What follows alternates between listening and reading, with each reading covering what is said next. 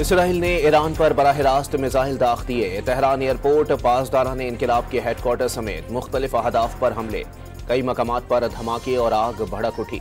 ईरानी फिजाई हुदूद बंदी कर दी गई। ईरान ने इसराइली हमले नाकाम बनाने का दावा कर दिया। दिफाई निज़ाम ने कई मिसाइल और ड्रोन्स हदफ तक पहुंचने से पहले ही मार गिराए। तेहरान का सहूनी रियासत के खिलाफ सख्त जवाबी कार्रवाई का ऐलान। इराकी शहर तकरीत और शामी दारुल हुकूमत दमिश्क में भी इसराइली फौज के हमले।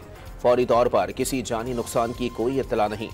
इराकी फिजाई हुदूद भी ताहुक्म सानी बंद कर दी गई। जस्टिस याहिया अफरीदी 23वें चीफ जस्टिस पाकिस्तान के ओहदे का हलफ कुछ देर बाद उठाएंगे।